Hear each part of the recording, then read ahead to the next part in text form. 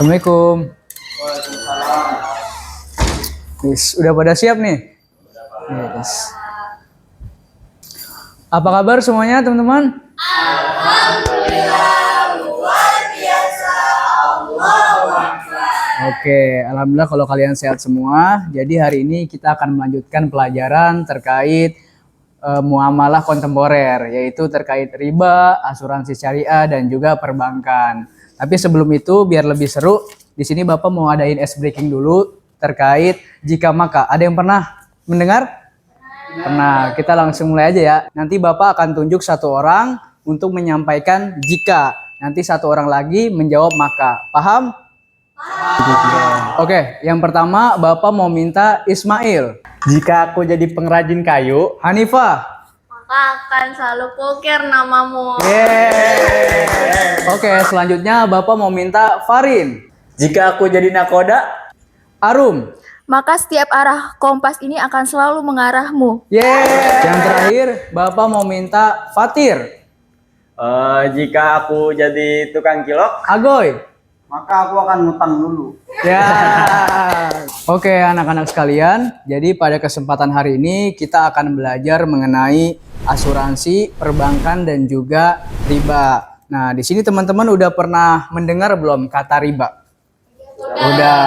Oke. Jadi di sini kita akan belajar menggunakan model pendekatan problem based learning atau PBL. Di sini kita akan menggali setiap masalah-masalah terkait materi tersebut. Nanti Bapak akan gabung, akan bentuk sebuah kelompok. Satu kelompoknya 2 orang. Nanti kalian akan mendiskusikan berbagai permasalahan yang terjadi terkait materi ini. Seperti misalnya, kenapa sih riba itu dilarang sedangkan bank syariah itu masih diperbolehkan? Kalau riba itu dilarang, kenapa masih ada orang yang menggunakan bank syariah? Lalu apa sih perbedaan antara keduanya, antara bank syariah dengan bank konvensional? Nanti kalian akan diskusikan bersama kelompok kalian. Bapak akan membagikan kelompok. Kelompok pertama diketuai oleh Arum, kelompok kedua diketuai oleh Hanifah, dan kelompok ketiga diketuai oleh Ismail. Oke, dalam hitungan kelima sudah bersama dengan kelompoknya. Silakan. 1, 2, 3, 4, 5. Silakan. Oke, untuk Arum kelompok 1, kalian akan bahas terkait riba dan contohnya dalam kehidupan sehari-hari. Baik Pak, saya dan Fatir siap bahas. Oke. Untuk kelompok Hanifah, kalian akan bahas terkait bank syariah dan kenapa itu terbebas dari riba. Baik Pak, kalau mau kami siap. Dan untuk kelompok Ismail, kalian akan bahas asuransi, risk-sharing, dan juga tabaru. siapa? Kelompok Oke. kami siap. Siap. Silahkan didiskusikan masing-masing kelompok, waktunya 10 menit, dibuat dalam bentuk min mapping ataupun gambaran-gambaran poin.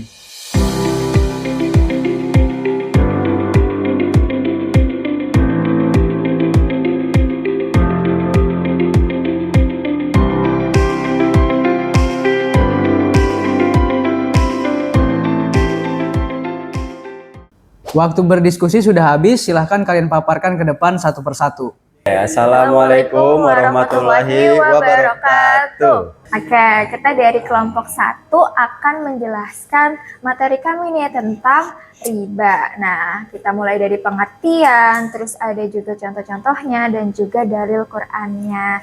Oke, boleh langsung.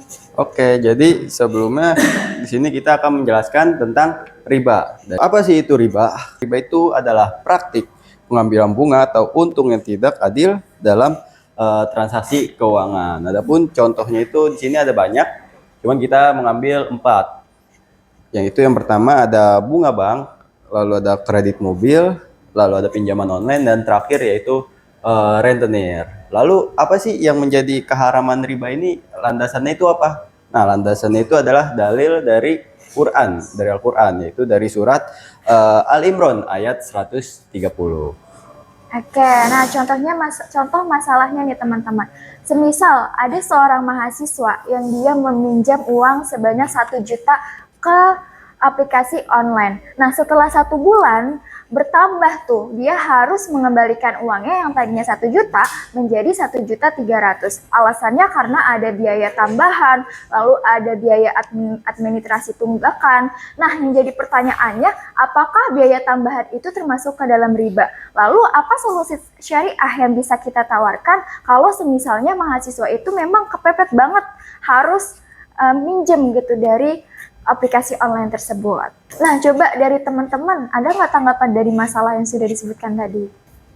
Saya mau ngasih tanggapan. Ya. Jadi masalah ini tuh lebih rumit dari sekedar nambahin uang. Di pinjol ada biaya layanan dan biaya keterlambatan. Kita harus bedain mana yang riba, mana yang bisa dihitung biaya administrasi. Iya, tapi di pinjaman online itu biaya adminnya besar banget. Jadi sebelum kita pakai, kita harus analisis dulu nih pinjaman online tersebut. Jadi biaya admin itu buat akad jual jasa atau cuman akal-akalan doang gitu loh. Buat nutupin riba. Sekian dari kami. Terima kasih banyak atas perhatiannya. Wassalamualaikum warahmatullahi wabarakatuh. Kelompok 2 dipersilakan.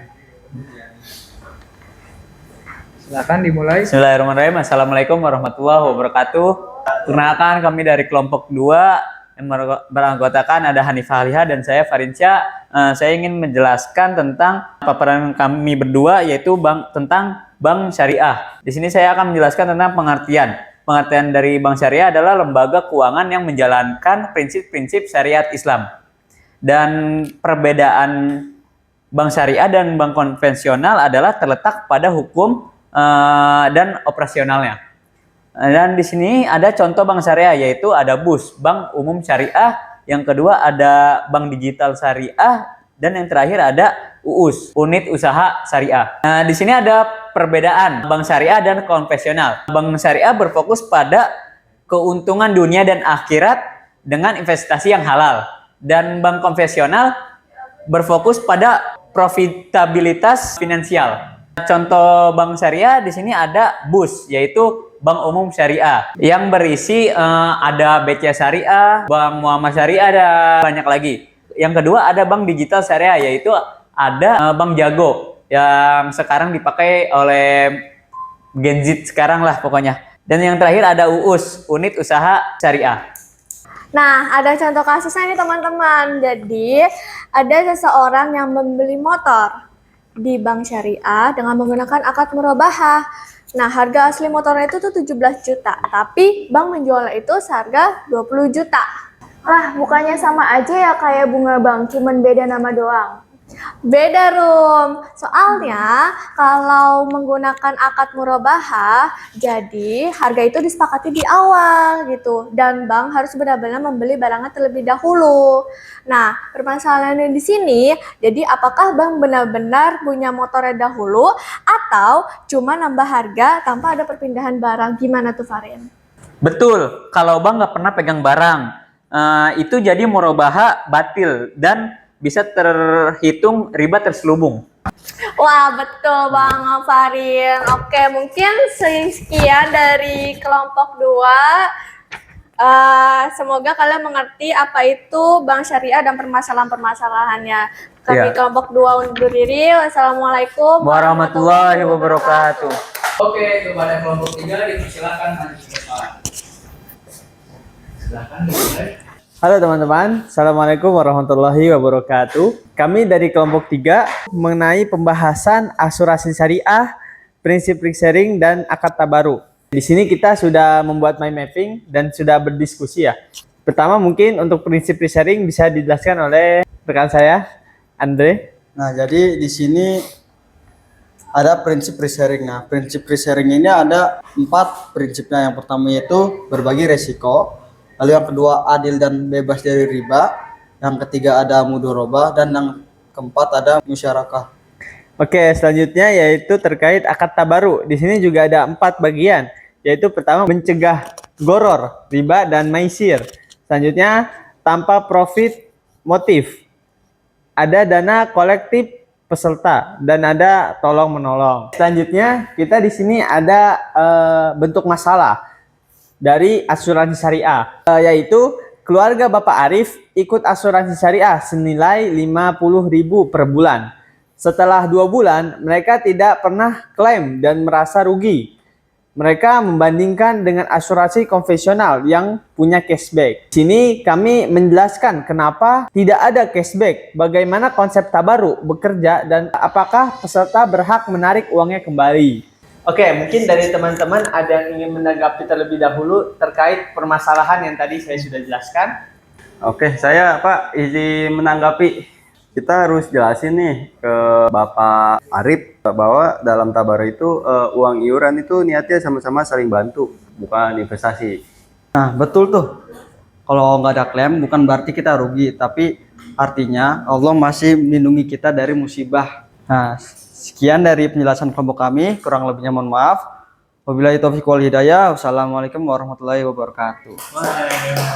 Luar biasa. Jadi kalian tadi sudah presentasi, seenggaknya kalian sudah paham bahwa riba itu merugikan. Terus kemudian tadi dijelaskan juga oleh kelompok 2 bahwasanya bank syariah itu hadir sebagai solusi tanpa bunga. Lalu kelompok terakhir tadi menjelaskan asuransi syariah itu menekankan tolong menolong atau tabaruk. Itulah yang diinginkan oleh Islam, jadi sebuah transaksi yang tidak merugikan orang lain, yang tidak menzolimi dan juga saling menguntungkan. Mungkin cukup sekian pelajaran kali ini, semoga dengan pendekatan problem based learning kalian bisa lebih paham terkait konsep muamalah dalam Islam. Sekian dari Bapak, Assalamualaikum warahmatullahi wabarakatuh.